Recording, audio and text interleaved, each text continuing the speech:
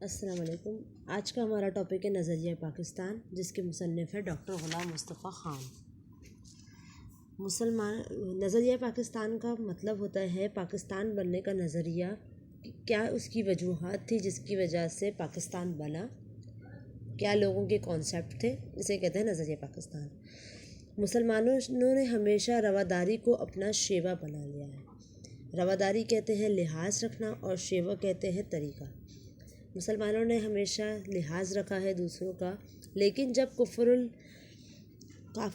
الاحد اپنا غلبہ حاصل کرنا چاہتا ہے تو مسلمان اس کے مقابلے کے لیے ڈٹ کر کھڑا ہو جاتا ہے۔ جب کفار چاہتے ہیں کہ وہ آگے بڑھ کے ہم سے کچھ چھینا چاہے تو اس کے لیے مسلمان جو ہے وہ ڈٹ کر سب مقابلہ کرتے ہیں۔ بادشاہ اکبر کی بے جا رواداری اور ملکی سیاست میں ہندوؤں کے عمل دخل کی وجہ سے ملک میں کافرانہ طور طریقے اس قدر رائج ہو گئے تھے کہ مسلمانوں کی آزادی خود ان کے دینی معاملات میں بھی ختم ہو گئی تھی۔ جب بادشاہ اکبر کا دور ہوا تو ان کی جو اچھائیاں تھیں، وہ جو لوگوں کے ساتھ لحاظ کرتے تھے، ان کا خیال رکھتے تھے، اس کی وجہ سے ہندوؤں کے نے اپنے معاملات جو ہے اس میں عمل دخل کرنا شروع کر دیے، اور ملک کے اندر تقریباً زیادہ تر جو ہے وہ کافروں کا جو ان کے طور طریقے ہوتے ہیں وہ رائج ہو گئے تھے، اور دینی معاملات جو ہے وہ کم ہو چکے تھے۔ چنانچہ اکبر کے آخری دور میں اسلام کی سربلندی کے لیے حضرت مجد الالف ثانی رحمۃ اللہ علیہ کھڑے ہوئے۔ یہ وہ شخص ہیں جنہوں نے اسلام کو آگے بڑھانے کی کوشش کی۔ آپ نے جہانگیر کے زمانے میں محض دین کی خاطر قید و بند کی سختیاں جھیلی، مطلب ان کو قید بھی کر دیا، سختی کر دی، ان کو قید بھی کیا، اسلام کو بچانے کے لیے انہوں نے قیدی بھی بن گئے، سختیاں جھیلی لوگوں کی، اور اسلامی قدروں کو نئے سرے سے فروغ دیا، اور اسلام کو جو ہے وہ نئے سرے سے اس کو آگے بڑھایا۔ ان کے اثر سے شاہ جہاں اور اس کے بعد اس کا بیٹا اورنگزیب دین کا خادم بنے، لیکن اورنگزیب کے بعد ہی اس کے بیٹوں کے باہمی نفاق اور کمزوری کی وجہ سے مغلیہ سلطنت کا زوال شروع ہو گیا۔ اچھا، جب ان میں آپس میں ہی بیٹوں کے اندر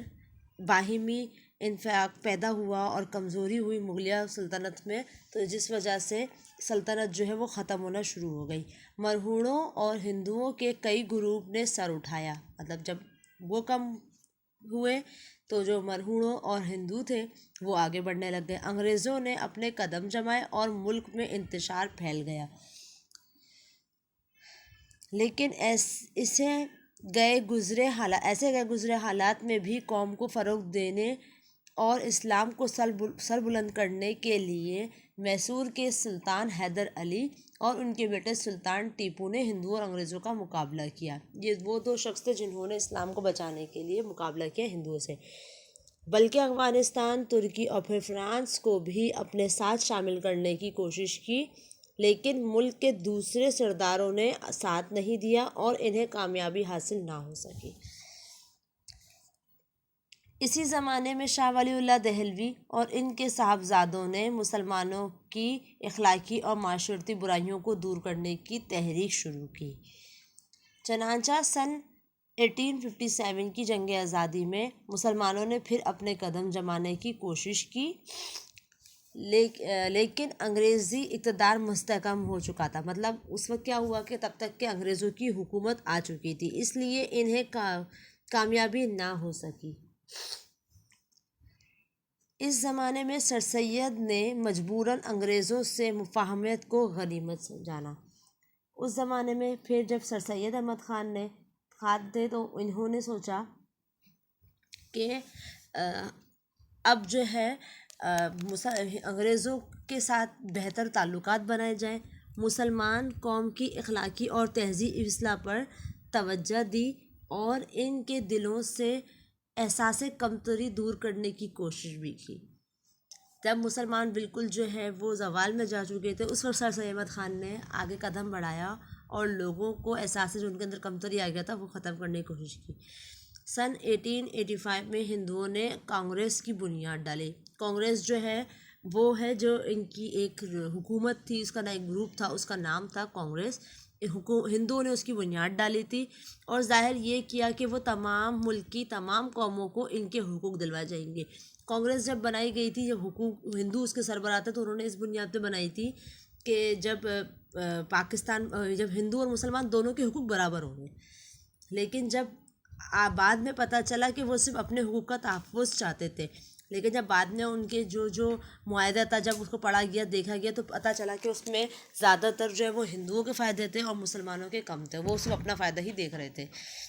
انہوں نے مسلمانوں کو ان کے کاروبار سے بھی محروم کرنے کی کوشش کی اور وہ سرکاری ملازمتوں پر بھی قابض ہو گئے۔ انہوں نے سوچا کہ جو مسلمانوں کا کاروبار ہے وہ بھی ختم کر دیا جائے اور جو ان کے ملازمت جو کرتے ہیں، سرکاری ملازمین ہوتے ہیں، تو ان پر بھی یہ لوگوں نے قبضہ کر لیا تھا ہندوؤں نے۔ نیز انہوں نے مسلمانوں کی مشترکہ زبان اردو کے مقابلے میں ہندی کو قائم کر دیا۔ جب اس زمانے میں پہلے جب اگر ہم دیکھیں تو مغلیہ دور میں اردو زیادہ بولی جاتی تھی، لیکن جب مغلیہ دور ختم ہوا تو اردو ہی ہونی چاہیے تھی، لیکن انہوں نے ہندی کو زیادہ آگے بڑھا دیا اور اردو کو ختم کرنے لگے۔ سر سید نے مسلمانوں کو ہندوؤں کی اس کانگریس اور ان کی سیاست سے علیحدہ کرنے کی کوشش کی۔ سر سید احمد خان نے جب یہ حالات دیکھے تو انہوں نے مسلمانوں کو سمجھایا کہ آپ اس چیز سے الگ ہو، کیونکہ یہ چیز ہمارے فائدے کے لیے نہیں ہے، اس میں صرف ہندو اپنا فائدہ دیکھ رہے ہیں۔ پھر سر سید کے ایک رفیق کہتے ہیں دوست کو، نواب میسر الملک نے سن 1906 میں کل ہندو مسلم لیگ کے نام سے مسلمانوں کی ایک الگ تنظیم کی بنیاد ڈالی۔ یہ تنظیم ڈھاکہ میں قائم ہوئی تھی، جہاں ہندوؤں نے سازش کر کے مسلمانوں کو ضرر پہنچانے کے لیے مشترکہ بنگال اور آسام کا وہ صوبہ جس میں مسلمانوں کی اکثریت تھی ختم کر دیا۔ مشرقی بنگال اور آسام کا آسام بھی جو ہے وہ وہاں کا ایک انڈیا کا سمجھ لیں ایک گاؤں ہے، تو وہاں کا جو ایریا تھا اس کا جو انہوں نے صوبہ کو جہاں پہ مسلمان جا کے اکثریت تھی اس کو ختم کر دیا، اور 1911 میں اسی علاقے کو پھر بنگال میں شامل کر دیا۔ اسی زمانے میں پہلی جنگ عظیم چھڑ گئی، جس میں انگریز کا مقابلہ جرمنی سے ہوا اور ترکی نے جرمنی کا ساتھ دیا۔ ترکی جو ہے وہ مسلمانوں کا ملک ہے، تو ہندوستان کے مسلمان چونکہ ترکی کے سلطان کو حجاز کی خدمت کرنے کی وجہ سے خلفائے اسلام سمجھتے تھے، اس لیے انہوں نے مالی اور طبی امداد بہم پہنچائی، جس کی وجہ سے حکومت برطانیہ کو مسلمانوں سے عناد پیدا ہو گیا۔ اچھا، یہاں پہ جب برطانوی حکومت تھی تو جب ان کی لڑائی جب ہوئی جرمنی سے اور انگریزوں کی لڑائی جب جرمنی کا ساتھ دیا ترکیوں نے، تو اس لیے جو ہندوستان میں جو مسلمان موجود تھے انہوں نے ترک کی وجہ سے ان کا ساتھ دے دیا، تو جب ان کا ساتھ دیا تو برطانوی جو حکومت تھی ہماری یہاں اس میں بر صغیر میں، تو انہوں نے مسلمانوں کے ساتھ ظلم شروع کر دیا۔ لیکن انہوں نے یہاں کے مسلمانوں سے یہ وعدہ کیا کہ اگر ہم اس جنگ میں فتح حاصل ہو گئی تو ہم کسی طرح بھی ترکی کو مزید نقصان نہیں پہنچائیں گے۔ تو جب انہوں نے دیکھا کہ یہاں کے مسلمان جو ہے وہ ترکی کا ساتھ دے رہے ہیں، تو انہوں نے ان سے کہا کہ اگر آپ نے ہمیں یہ جنگ تم لوگوں نے جتوا دی، ہم جیت گئے، تو ہم پھر ترکی کو مزید نقصان نہیں پہنچائیں گے۔ یہ وعدہ محض فریب تھا، یہ وعدہ صرف ایک جھوٹ تھا، چونکہ جب انگریزوں کو فتح حاصل ہوئی تو اب وہ اپنے وعدے سے پھر گئے اور انہوں نے ترکی کی وسیع سلطنت کے ٹکڑے ٹکڑے کر دیے۔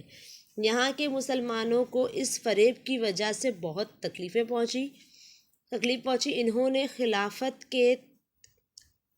تحفظ کے لیے مولانا محمد علی جوہر اور ان کے بڑے بھائی مولانا شوکت علی کی رہنمائی میں تحریک خلافت شروع کی، لیکن اس زمانے میں ہندوؤں نے مسلمانوں کو ہندو بنانے کے لیے شدید تحریک شروع کی اور ان کو ختم کرنے کے لیے سانگھڑ تحریک بھی شروع کی۔ پھر سن 1928 میں کانگریس نے جو نہرو رپورٹ شائع کی، وہاں پہ ایک رپورٹ شائع کی گئی تھی، اس میں مسلمانوں کے علیحدہ نمائندگی کا اصول جو وہ 12 سال پہلے تسلیم کر چکے تھے بالکل نظر انداز کر دیا۔ جب اس میں مسلمانوں نے اپنے حقوق بتائے کہ ہمیں یہ حقوق ملنے چاہیے تو اسے بالکل نظر انداز کر دیا گیا۔ پھر تو مسلمانوں میں بڑا جوش پیدا ہوگا اور انہیں یقین ہو گیا کہ چونکہ ان کا دین، ان کی تہذیب اور ان کی معاشرت سب کچھ غیر مسلموں سے مختلف ہے، اسی لیے کسی حالات میں ہندوؤں سے تعاون نہیں ہو سکتا۔ جب انہوں نے دیکھا کہ ان کے کوئی بھی جو ان کے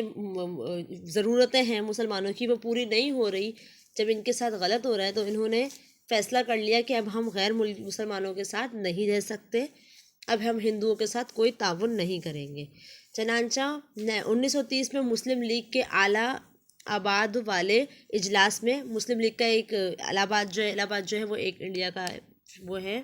شہر ہے، وہاں پہ جب اجلاس ہوا تو علامہ اقبال نے مسلمانوں کے لیے ایک علیحدہ وطن پاکستان بنانے کی تجویز پیش کی۔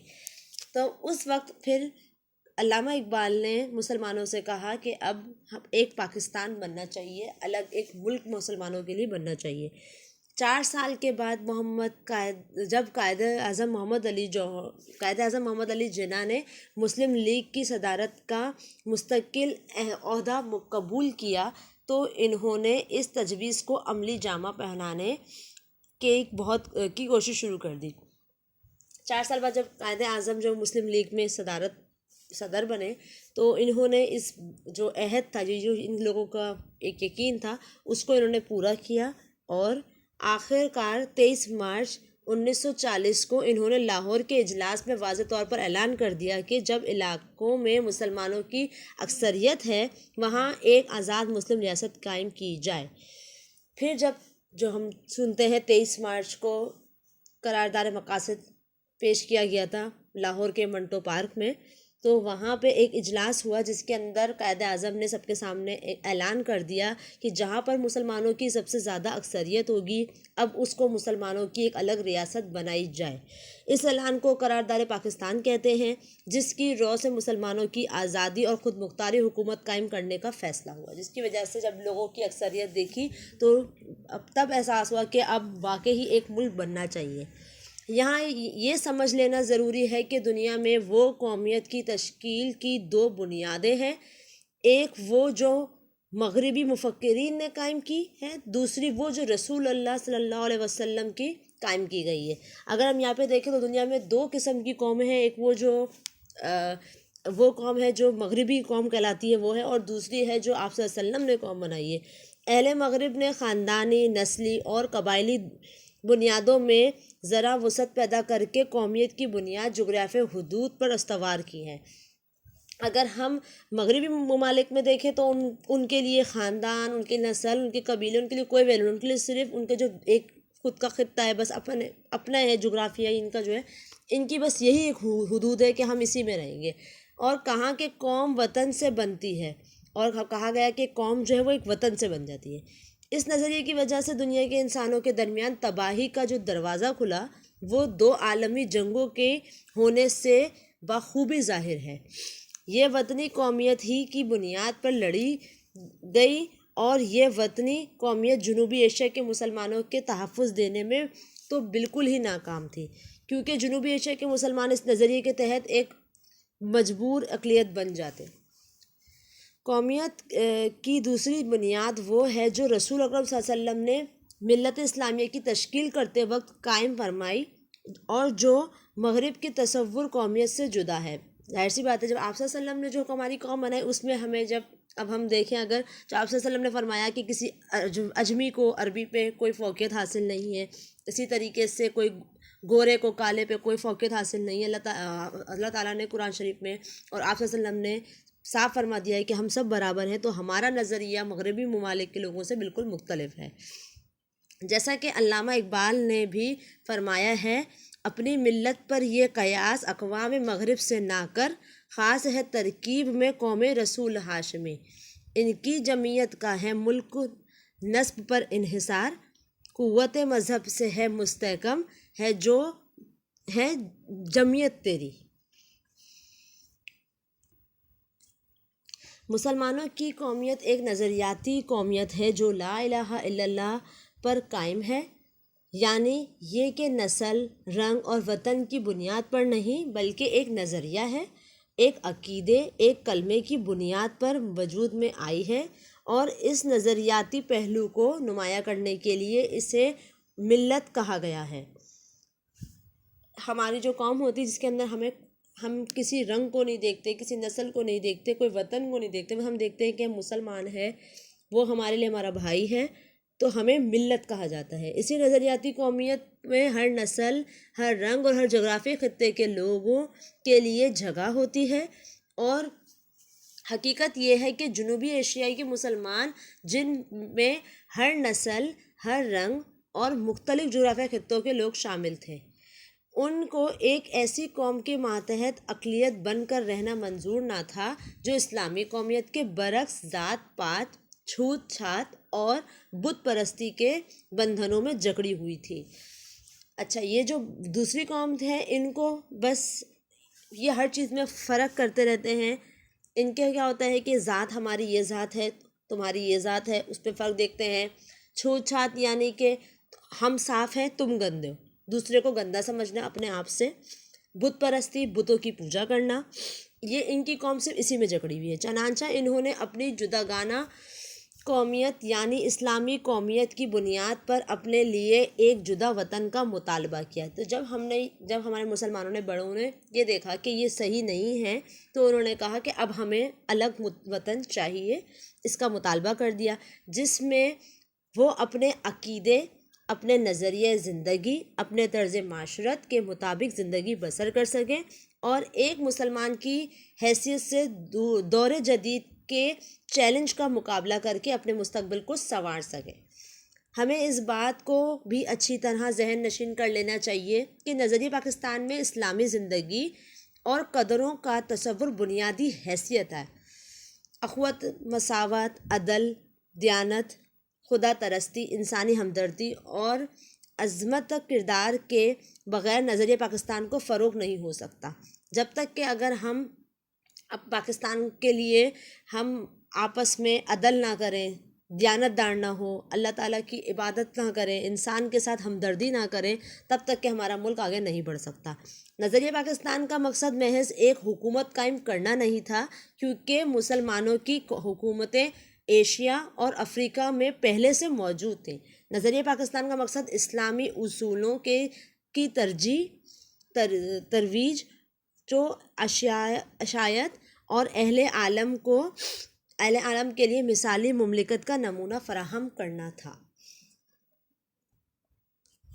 پاکستان قائم کرنے کا فیصلہ ہندوؤں کو بہت ناگوار گزرا، ان کو بہت برا لگا کہ پاکستان کیوں بنے، ان کو اس بات میں بہت زیادہ اختلاف تھا۔ انہوں نے پوری کوشش کی کہ یہ مملکت قائم نہ ہونے پائے۔ ان کے پاس دولت اور طاقت تھی، جنوبی ایشیا میں ان کی اکثریت تھی، مطلب زیادہ تھے وہ ہم سے، لیکن چونکہ قیام پاکستان کا مطالبہ حق اور انصاف پر مبنی تھا، اس لیے حکومت برطانیہ کو مجبور ہونا پڑا، اور قائد اعظم محمد علی جناح کی پرخلوص قیادت، مسلمانوں کے یقین، اتحاد اور عمل فہم کی وجہ سے 14 اگست سن 1947 کو پاکستان معزز وجود میں آ گیا۔ پاکستان نے اپنے قیام سے اب تک بڑی ترقی کی ہے اور اس کا شمار دنیا کے اہم ملکوں میں ہوتا ہے۔ اگر ہم یہ چاہتے ہیں کہ پاکستان اور زیادہ ترقی کرے اور ہمیشہ ترقی کرے، تو ہمیں نظریہ پاکستان کو ہر وقت پیش نظر رکھنا پڑے گا۔ اس کی بدولت ہم پاکستان کو زیادہ مستحکم اور شاندار بنا سکتے ہیں۔ اگر ہم پاکستان کو آگے بڑھانا چاہتے ہیں تو ہمیں اپنی ذہن یہی رکھنا چاہیے، جب پاکستان بنا تھا اس سے پہلے جو لوگوں کی ذہنیت تھی کہ پاکستان میں کیا کیا حقوق ہونے چاہیے، کیا کیا لوگوں کے لیے سہولتیں ہونی چاہیے، تو ہمارا پاکستان آگے ترقی کر سکتا ہے۔ نظریہ پاکستان کا مقصد پاکستان کو ایک اسلامی اور فلاحی مملکت بنانا ہے۔ ہمیں ایسا کوئی قدم نہیں اٹھانا چاہیے جس کی وجہ سے خدا اور اس کے رسول صلی اللہ علیہ وسلم کے سامنے شرمندہ ہونا پڑے، کیونکہ جو ہم ابھی کر رہے ہیں اپنے پاکستان میں، جو کام کر رہے ہیں، ہمیں آگے جا کے جواب دینا ہے اللہ تعالیٰ کے سامنے۔ ہمارا جینا اور مرنا پاکستان کے لیے ہونا چاہیے۔ قومی مفاد کے سامنے ذاتی مفاد کو دل سے نکال دینا چاہیے، اپنی قوم کے خاطر اپنے دل کی خواہشوں کو مارنا چاہیے۔ ہر قسم کی گروہ بندی سے بالا تر ہو کر تمام پاکستانیوں کی فلاح و بہبود کی کوشش کرنا نظریہ پاکستان کو فروغ دیتا ہے۔ اگر ایک گروپ بن کے رہیں گے تو اس طرح پاکستان نہیں چلے گا، نہیں ہوگا، آگے بڑھے گا۔ ہمیں چاہیے کہ ہم پورے پاکستان کو سب کے بارے میں سوچ کے ہمیں چلنا چاہیے، اس سے نظریہ پاکستان آگے بڑھے گا۔ اگر ہم نے نظریہ پاکستان کو پیش نظر رکھا اور اپنی سیرت، اپنے اور کردار کو اس کے مطابق ڈھالنے کی کوشش کی تو دنیا کی دوسری قوموں میں بھی ہمیں امتیاز حاصل ہوگا، مطلب ہم دوسری قوموں میں بھی آگے بڑھیں گے، اور ہم اسلامی اصولوں کی روشنی میں پاکستان کو توانا، مستحکم، شاندار اور پرعظمت بنانے میں پوری طرح کامیاب ہوں گے۔